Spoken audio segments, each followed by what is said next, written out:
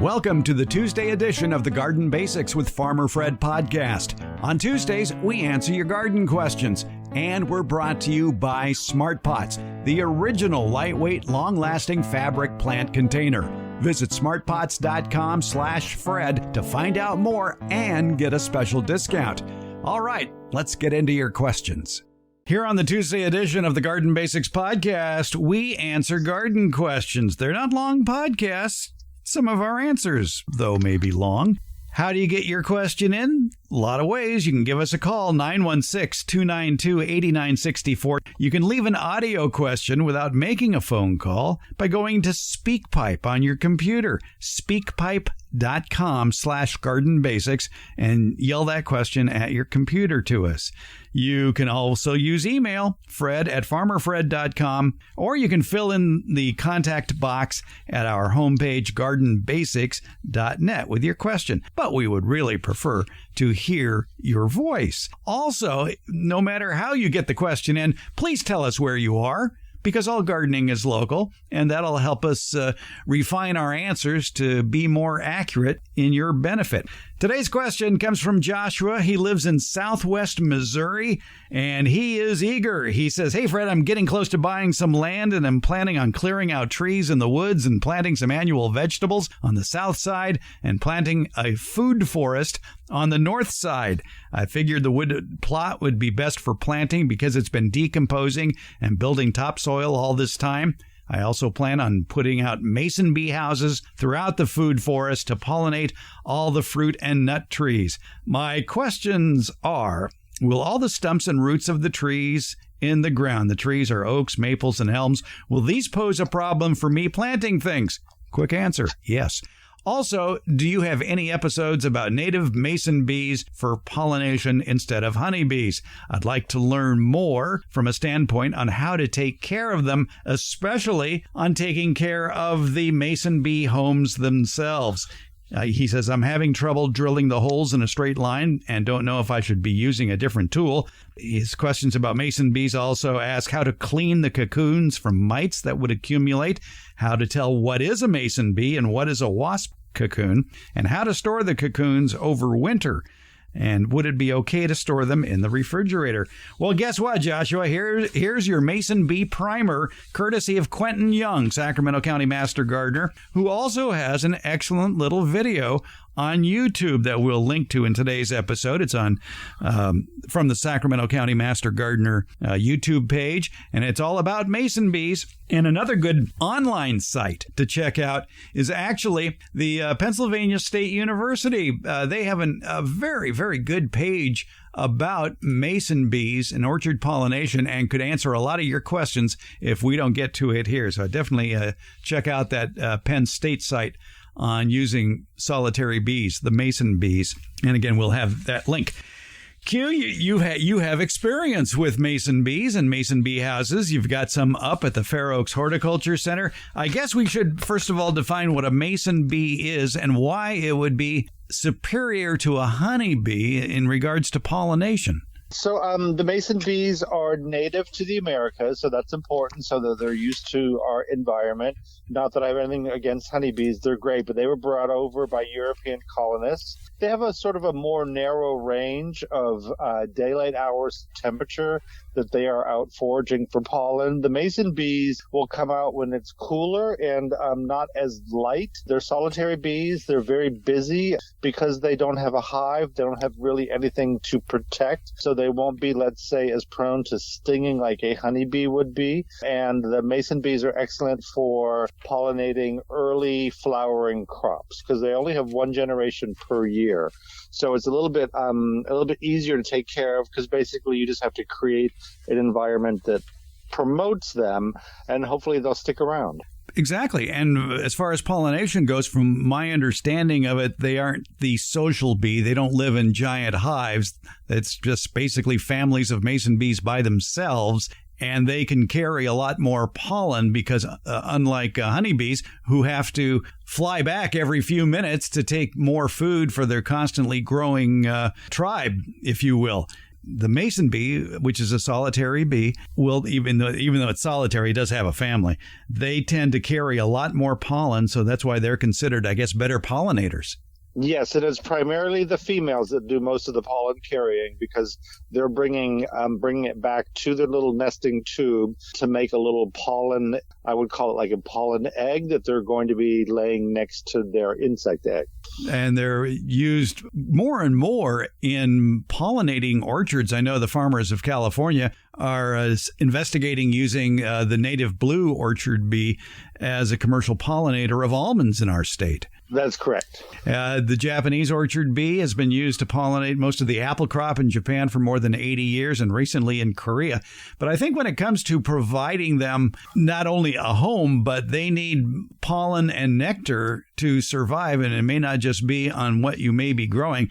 And that's why in California especially, and we're seeing it a lot in the Midwest, are hedgerows, which are basically rows of pollinating crops, if you will, the good bug hotels that can line an entire farm. Exactly. Yeah, and they also serve as windbreaks. They're habitat for a lot of other beneficial insects, also for birds who are great at keeping insect populations down in your garden. So the hedgerows have multiple uses. And then, like you said, you want to create an environment with flowering plants with pollen and nectar. So you want to sort of develop, if you look up online, there's a concept called having basically an insectary where you're always basically, we're lucky in California, but maybe 12 months of the year you have something in bloom that's attracting pollinators to the garden. I have a pretty thorough report at the Farmer Fred Rant page called Bring On the Bees. It's a year-round list of what plants are in bloom that attract bees here in USDA Zone 9. And I noticed that the Missouri Botanical Garden, which would be a little closer to Joshua, who lives in southwest Missouri, they have a page called Native Plants to Attract Bees. And I think that's a key for attracting bees to anybody's yard.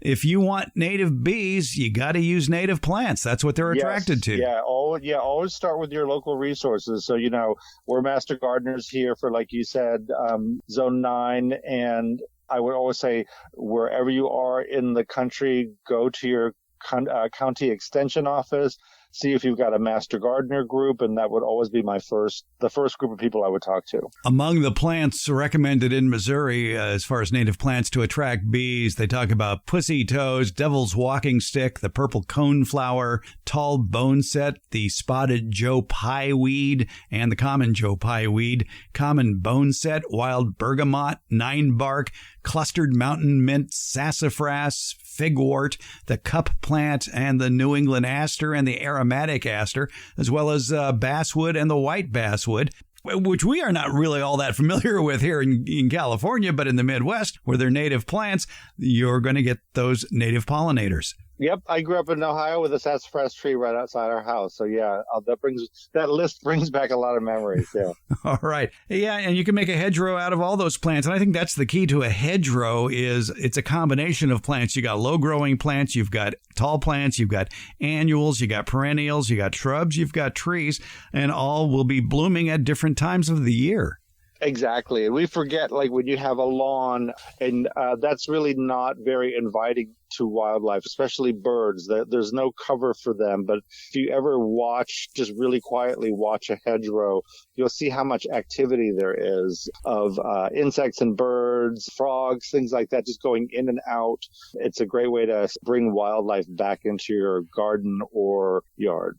Yeah, exactly. Yeah, it's not just for farms. You can put in a wide variety of plants in your own yard that will keep the pollinators around year-round if they so desire. Yeah. You've heard me talk about the benefits of Smart Pots, the original award-winning fabric containers. Smart Pots are sold around the world. They're proudly made 100% right here in the USA. Smart Pots is the oldest and still the best of all the fabric plant containers that you might find. Many of these imitators are selling cheaply made fabric pots that fall apart quickly, but not Smart Pots. There are satisfied Smart Pot owners who have been using the same Smart Pots for over a decade, actually approaching 20 years. When you choose Smart Pot fabric containers, you know you'll be having a superior growing experience with the best product on the market. And your plants will appreciate Smart Pots too. Because of the 1 million microscopic holes in Smart Pots, your soil will have better drainage and the roots will be healthier. Those roots won't be going round and round on the outside of the soil ball like you see in so many plastic pots. The air pruning qualities of Smart Pots creates more branching of the roots, and that'll fill more of the usable soil in the Smart Pot. Visit smartpots.com/Fred for more information about the complete line of Smart Pots lightweight, colorful fabric containers. And don't forget that /Fred part, because on that page are details of discounts when you buy Smart Pots at Amazon. Maybe you want to see them before you buy? Not a problem. Smart Pots are available at independent garden centers as well as select Ace and True Value hardware stores nationwide. To find a store near you or to buy online, visit smartpots.com/Fred. Smart Pots, the original award-winning fabric planter. Go to smartpots.com/Fred for more information and that special Farmer Fred discount. Go to smartpots.com/Fred. All right, so back to Joshua's question about mason bees. So they are good, but they need a place to live, and normally I guess they live in hollow-stemmed plants. Yes. Hollow stem plants and basically a lot of, beetle holes. I mean, they've been surviving for quite some time without our help, but building a bee house is a great way to kind of support them and bring them into your garden. And mason bee houses, they certainly do look interesting. Now, the ones you have hanging out at the Fair Oaks Horticulture Center, they're not that large, and they have holes in them that are about 6 to 8 inches deep? Yeah, you want to shoot for 6 to 8 inches in depth. Anything shorter than that, then what will apparently happen is the female, when she lays her eggs, will primarily lay eggs that hatch into males. So you want to develop a good 6 to 8 inch depth for your hole. And then at the Hort Center, we have them made out of a number of different things. Just to show the public, we have some that are store-bought. We have one of them is a repurposed stump from a Christmas tree. Another one is like a large can that spaghetti sauce would come in. And then we bought the cardboard tubes that we put in there. So we have a number of different ideas that the public can basically just look at and copy themselves. And there's lots of good resources on the internet too. But 6 to 8 inches is the preferred depth. Right. And like I mentioned, that Pennsylvania State website called Orchard Pollination, Solitary Mason Bees, has information not only about the bees, but also about the mason bee homes, too. And that's a good thing to refer to. Interesting things about those holes you'd be drilling in wood. They have to be one-way holes. They can't go out the other side of the wood. That is correct. Because I guess somebody would escape or come in that they don't want. And that's one of the big problems with mason bees, isn't it? Is those others that want to come in. So we, on one of them, for instance, we have kind of a covering of, I would call it hardware wire or chicken, but it's smaller than the chicken wire, the spacing, but you could cover it like that. It looks almost like a fencing mask concept where the bees can go in and out, but let's say birds couldn't if you were worried about them. The only other issue that some people are concerned about is sometimes wasps will colonize the bee boxes. But the one time that I was at the Hort Center watching a wasp sort of move into one of the tubes, he was actually, maybe it was a she, I'm not sure, but was bringing in a healthy crop of red-humped caterpillars. So in my head, they were doing a great job of pest control because the red-humped caterpillars at the Hort Center are really good at stripping plums and pluots. So I have no qualms about giving the wasp a couple of spaces to build their nest too. I guess as long as everybody gets along, yeah. Yes, yeah. But diseases can be a problem as well, can't they, with mason bees? Yeah, especially mites. The same problems with, I'm not sure if it's the same mite, but you'll have the same problem with honeybees. So you do occasionally want to try to clean your nest and make sure that you have sort of the disposable paper tubes. And for that same reason, you do not want to reuse plastic straws. They retain too much moisture, and you'll have a mold problem or a fungal problem, let's say. But ideally, you do want the paper tubes that are reusable, but also disposable when you've used them for a season. Before you throw them out, though, if you're doing this in the winter, do you want to save the cocoons of the baby mason bees? Yeah, and if you remember as a kid, we used to unwrap the straws kind of like on a diagonal slant, and you could unwrap them. That's the same with these tubes. You unwrap them, you take out the cocoons, you put them in maybe a nest of paper towel, and you put that in a Tupperware container, and then you put that in the fridge. And you can keep them over winter, and then that allows you to clean out. And depending on the bee house that you have, they can be quite elaborate in terms of, let's say, stacked layers that you can take apart, clean them, store them somewhere where they're not going to be colonized by another insect, and then put them out again in the late winter, early spring. But I guess if you're making your own mason bee house and you're using wood, you want to be able to take apart that wood in order to clean those channels. So that involves, like, I guess, clamping or screwing together two pieces of wood and drilling the holes along where the two pieces of wood meet. Yes. And if you look online, you'll see some different examples. Some of them will have sort of like a vise type contraption that squeezes the stacked layers together. But yeah, that'll definitely help to be able to clean them. Or you could, like in one case that I have, let's say the size of an orange juice can, I just filled that entire can with the paper tubes and just made them very tight so they couldn't move. And then that way I can take those tubes out when I'm ready, but I don't have to do the whole concept of the stacked layers of a wooden house. Oh, right. But if you do have that wood house and you do want to somehow sanitize it, I guess it's like a light bleach solution would work? Yeah, nice, and a good stiff brush. Yeah, clean it out. Okay, because these mason bees will reuse the same mason bee house year after year, won't they? Yeah, you want to have it roughly the same spot. You want to make sure that, unlike, maybe you might see like a cute little birdhouse at a store that has a hook that you just hang on the tree. You don't want to have that same setup. You want to affix the mason bee house to something solid that does not move. If it's moving, the bee won't take up residence there. They need a stable structure because they need to be able to lay their egg and put that little ball of pollen either on the egg or right next to the egg, so that when that egg hatches, it can immediately find food.